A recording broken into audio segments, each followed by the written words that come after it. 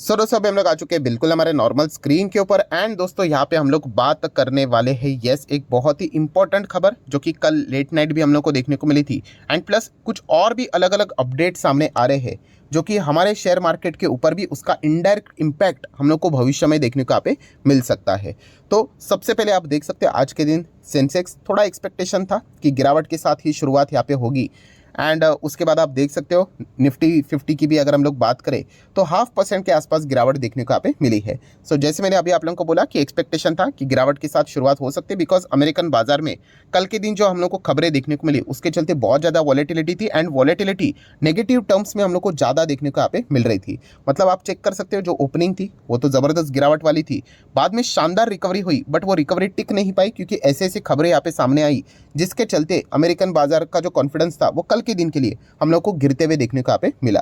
And American बाजार में इस प्रकार की चीज़ें हो जाती है तो आपको पता ही है उसका इम्पैक्ट पूरे दुनिया भर के बाजार के ऊपर भी आ जाता है। आज के दिन भी आप लोगों ने चेक किया होगा दुनिया भर के बाजार में, खास करके यूरोपियन मार्केट्स की अगर आप ओपनिंग देखते हो राइट, तो फ्रांस के बाजार की अगर हम लोग यहाँ पे बात करें या फिर जर्मनी के डेक्स की बात करें, ज़बरदस्त गैप डाउन हम लोग को देखने को मिला। मतलब ओपनिंग की अगर हम लोग बात करें, फुटसी की बात करें ठीक ठाक ओपनिंग रही, बट अगेन सेम गिरावट के साथ ही चीज़ें देखने को मिली। एंड इसी के चलते हमारे निफ्टी में शुरुआत जो थोड़ा सा प्रेशर वाला था उसके बाद वो प्रेशर आपको पता ही है 12-1 बजे के आसपास यूरोपियन मार्केट्स ओपन होती है तो वो प्रेशर थोड़ा सा और हम लोग को एक्सटेंड होते हुए देखने को मिला, जो कि एक नॉर्मल सी बात है, ये ऑलरेडी मैं आपको सिखा चुका हूँ। एंड अमेरिकन बाजार के फ्यूचर्स में भी हम लोग को लाल निशान आज के दिन भी कंटिन्यू रहते हुए देखने को यहाँ पे मिला है। जो खबर है वो कंप्लीटली अमेरिकन बाजार से ही देखने को यहाँ पे मिल रही है। एंड वही चीज़ मैं आपके सामने रखना चाहूँगा। ये बाकी के अमेरिकन बाजार के ही इंडेक्स है, नैस्डैक देख सकते हो, S&P 500 देख सकते हो, ये सभी सेम सुर में हम लोग को गाना गाते हुए देखने को मिल जाते हैं। तो दोस्तों रीज़न तो आपको पता ही है कि इन्फ्लेशन की लड़ाई अभी भी यहाँ पे जारी है। एंड अमेरिकन बाजार के हिसाब से अगर हम लोग यहाँ पे बात करें तो उनकी तो ये लड़ाई बहुत ही लंबी चलने वाली है। एंड अमेरिकन बाजार जैसे मैं मल्टीपल टाइम्स आपको बोल चुका हूँ दुनिया की स्ट्रॉन्गेस्ट इकोनॉमी है। एंड शेयर मार्केट का मेन इंजन की अगर हम लोग बात करें तो अमेरिकन बाजार को ही देखा जाता है। मतलब अमेरिकन बाजार में अगर कोई भी एडिशन होता है, यस, उसका पूरा इम्पैक्ट दुनिया भर के बाजार के ऊपर हम लोग को देखने को यहाँ पे मिल जाता है। यहाँ पे इन्फ्लेशन की अगर हम लोग बात करें तो अमेरिकन बाजार में हाल ही में ही हम लोगों ने देखा था कि इन्फ्लेशन का डेटा मतलब हायर लेवल पे ही देखने को यहाँ पे मिला था। एंड इसके चलते जो इंडिकेशन है वही वापस हम लोग को कम बैक करते हुए देखने को मिल रहे हैं कि आने वाले समय में भी रेट हाइक यहाँ पे होने वाले हैं। इससे रिलेटेड मतलब पॉसिबिलिटीज हम लोग यहाँ पे देख रहे थे, बट अभी कुछ कन्फर्मेशंस भी हम लोग को डायरेक्टली ना इनडायरेक्टली देखने को यहाँ पे मिल रहे हैं। कन्फर्मेशंस मतलब तो दोस्तों आप सभी लोगों को यहाँ पे पता ही है कि लास्ट टाइम जब रेट हाइक हम लोग को होते हुए देखने को मिला था, कितना रेट हाइक हुआ था अमेरिकन बाजार में, 25 बेसिस पॉइंट का रेट हाइक हुआ था। एंड तभी मैंने वीडियो बनाकर भी आपको बताया था कि 25 बेसिस पॉइंट का रेट हाइक करना, पर्सनली मुझे ऐसा लगता है कि अमेरिकन बाजार में बहुत ही मतलब जो फेड ने जो डिसीजन यहाँ पे लिया है, कमेटी ने जो लिया है डिसीजन, वो बहुत ही डेंजरस है। क्योंकि आप सभी लोगों को पता है कि 25 बेसिस पॉइंट ये मतलब यूजुअली देखा गया तो एकदम लोएस्ट लेवल का रेट हाइक हम लोग को देखने को यहाँ पे मिल जाता है। इससे भी कम आप चाहो तो कर सकते हो वैसा, बट उसका कुछ खास फर्क नहीं पड़ता है। इतना लोएस्ट रेट हाइक कौन कर सकता है? एक्चुअली इंडियन मार्केट कर सकता है क्योंकि हम लोग हमारे 6% के दायरे के करीब है। बट अमेरिका का इन्फ्लेशन कहाँ से कहाँ है, एंड उनका जो टारगेट है, उनका टारगेट कितना है? 2% के करीब। एंड उनका इन्फ्लेशन कितना है? 6-6.5% के बीच में। एंड वो 25 बेसिस पॉइंट का रेट हाइक करते हैं जो कि सबसे लोएस्ट है। ये एक सबसे बड़ा ब्लंडर हो सकता है क्योंकि भविष्य में अगर inflation as per the expectation अगर नहीं आए अमेरिकन बाजार में तो यही जो 25 बेसिस पॉइंट का रेट हाइक है ये इनको बढ़ाकर कितना करना पड़ेगा? 50 बेसिस पॉइंट या फिर उससे ज़्यादा भी करना पड़ सकता है। एंड रिवर्स वे में वापस पीछे जाना, रेट हाइक करना, रिवर्स में मतलब 25 से 50 करना, इसको मतलब अच्छा नहीं माना जाता है।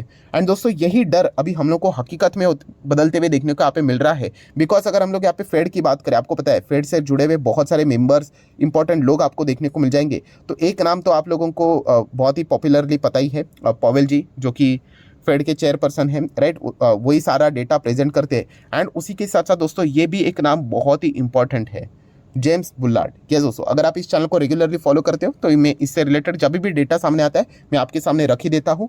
अगर आपने फर्स्ट टाइम विजिट किया है तो आपको बताना चाहूँगा, ये जो हम लोगों को फेडरल रिजर्व देखने को यहाँ पे मिल जाता है उसके CEO देखने को मिल जाते हैं।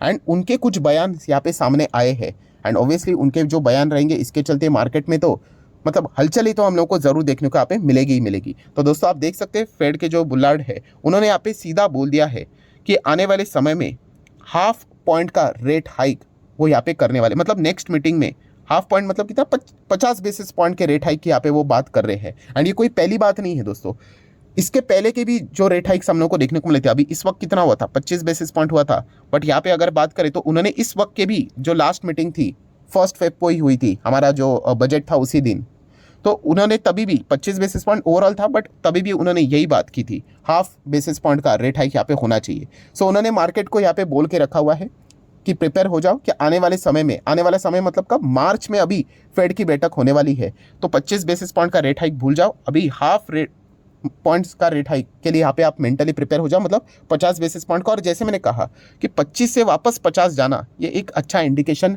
नहीं माना जाता है। और ये बात सिर्फ यहाँ पे उन मतलब फेड के सीईओ तक ही सीमित नहीं रही है, फेड के जो कमेटी के जो मेंबर्स हैं, राइट, उनमें से भी बहुत सारे मेंबर्स अभी इस चीज़ की बातें यहाँ पे कर रहे हैं डायरेक्टली ना इनडायरेक्टली कि 50 बेसिस पॉइंट का रेट हाइक यहाँ पे होना चाहिए। 25 बहुत ही कम है, क्योंकि वो जो टारगेट उन्होंने रखा है उस तक जाने के लिए 25 बहुत ही मतलब हम कह सकते हैं कि लंबा टाइम लगेगा, राइट। तो ये सारी चीज़ें हम लोग को होती हुई देखने को यहाँ पे मिल रही है। एंड जैसे उन्होंने बातें बोल दी, आप चेक कर सकते हैं पूरे दुनिया भर के जितने भी आप लोगों को आर्टिकल्स है यही देखने को मिलेंगे कि फेड के सीईओ ये बात बता रहे कि 50 बेसिस पॉइंट का रेट हाइक ऑन टेबल है यहाँ पे। एंड आने वाले समय में अगर ऐसा हुआ तो डेफिनेटली बाजार को क्या चाहिए, एक रीज़न चाहिए यहाँ पे करेक्शन करने के लिए, तो वही हम लोग को कल के दिन देखने को यहाँ पे मिला है। एंड वो ऐसा क्यों कर रहे हैं, क्योंकि आपको पता ही है कि इन्फ्लेशन को स्लो अगर करना है तो उसके हिसाब से तो उनको ये कदम यहाँ पे उठाना ही पड़ेगा, क्योंकि अभी तक का जो इन्फ्लेशन आया था यूएस का 6.2 एक्सपेक्टेड था, हकीकत में कितना है 6.4। और जो मैं बार बार बोल रहा हूँ उनका टारगेट 2% है, हमारा टारगेट 6% है। अमेरिका और इंडिया में फ़र्क है, हमारे इधर देखा गया तो इन्फ्लेशन इतना नीचे नहीं जा सकता, क्योंकि पॉपुलेशन की भी अगर हम लोग बात करें, सब कुछ अलग अलग चीज़ें यहाँ पे रहती है दोस्तों, राइट। एंड हम डेवलपिंग है वो भी हम लोग को यहाँ पे पता है। तो उस हिसाब से अगर देखा गया तो 25 बेसिस पॉइंट का रेट हाइक उन्होंने जो किया था वो बहुत ही मतलब गलत डिसीजन था, ये मैंने पहले ही बोला था। एंड अभी वहाँ से 25 से 50 जाना ये लिटरली बहुत बड़ा ब्लंडर भी साबित होने वाला है। देन बात करेंगे कुछ और भी डेटा सामने आए थे, जैसे कि पीपीआई का डेटा की भी बात करें, राइट, वो भी एक्सपेक्टेड था कि 5.4% तक आएगा करके, वो भी हम लोग को 6% तक देखने को मिला। तो वो भी एक बाजार में कैसा है, मतलब एक नेगेटिव खबर आ गई ना तो बाजार बाकी की नेगेटिव खबरें खुद ब खुद ढूंढना शुरू यहाँ पे कर देता है। देन अगर हम लोग बात करें तो आप सभी लोगों को पता ही है, ये तो सबसे मेन डेटा होता है कौन सा, जॉब लॉस क्लेम का, कि कितने लोग, लगभग एक्सपेक्ट किया जाता है अमेरिका में कि 2 लाख लोग अपनी नौकरी गंवाएंगे, राइट। ये थोड़ा सा सुनने के लिए उल्टा लगता है, बट ये वैसा ही है दोस्तों कि नौकरी जाएंगे ना तो मार्केट के लिए वो फिलहाल के लिए अच्छी बात है, क्योंकि मार्केट में इन्फ्लेशन है, इन्फ्लेशन मतलब लोग 100 की चीज़ 110 में खरीदने के लिए भी रेडी रहेंगे। सो इसको कम करना है तो लोगों की जॉब जानी चाहिए। सो 2 लाख कितना जॉब्स जाना चाहिए, ये फिलहाल तो एक्सपेक्टेशन यहाँ पे चल रहा था। एंड हकीकत में वही चीज़ें बार बार सामने आ रही है। लास्ट टाइम तो कितना था, 1,95,000 लोगों की यहाँ पे जॉब गई थी, इस वक्त तो 1,94,000 के आसपास ये डेटा आ रहा है। मतलब 6,000 ऐसे है कि एक्सपेक्टेशन से ज़्यादा लोगों को यहाँ पे काम मिल रहा है, नौकरियाँ मिल रही है, लोगों के हाथ में पैसा आ रहा है। हाँ, बहुत सारे डेटा आते रहते हैं, शायद से आज के दिन और भी अलग अलग डेटा आते रहेंगे कि अगर चलो नौकरी भी मिल रही है तो परसेंटेज ऑफ वेज हाइक कितना है, राइट, वो भी एक डेटा देखने वाला होता है। सो ऐसे बहुत सारे डेटा आते रहते हैं, ट्रेडिंग के लिए क्या एक एक चीज़ तो यहाँ पे आती रहती है।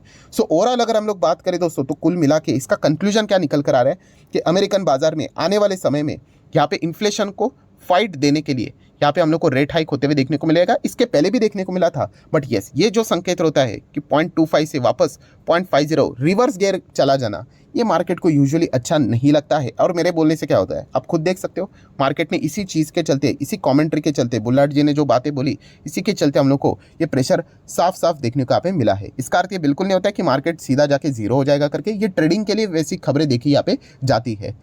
सो ये सारी बातों का जो परिणाम है नो डाउट हमारे इंडियन मार्केट के ऊपर भी, निफ्टी के ऊपर भी ज़रूर देखने को मिलेगा। इस वक्त का जो हमारा भी इन्फ्लेशन का जो डेटा है हाईएस्ट लेवल पे 6.1% एक्सपेक्टेड था, जो कि 6.52% तक चला गया। तो डेफिनेटली अभी फेब मार्च में बहुत ज़्यादा बर्डन रहने वाला है इसको नीचे लेके आने के लिए, क्योंकि आरबीआई का जो अनुमान था Q4 का 6% के दायरे के अंदर आने का, उसको फुलफिल करने के लिए ये अभी थोड़ा बहुत हम लोगों को टफ यहाँ पे चीज़ें यहाँ पे लग रही है। तो इसी के चलते ये जो हम लोग को चीज़ें देखने को मिल रही है वो दुनिया भर के बाजार में प्रेशर देखने को मिला। इंडियन मार्केट प्रेशर मतलब क्या, थोड़ा सा ये लाल निशान देखने को यहाँ पे मिला है। बट आने वाले समय में अगर रेट हाइक रिवर्स गियर में चला जाता है अमेरिकन बाजार में, एंड अमेरिकन बाजार में बड़ी गिरावट होती है, तो पूरे दुनिया भर के बाजार में गिरावट है एक्सटेंड करवा सकता है, जिसमें हमारा इंडियन मार्केट भी शामिल ज़रूर है।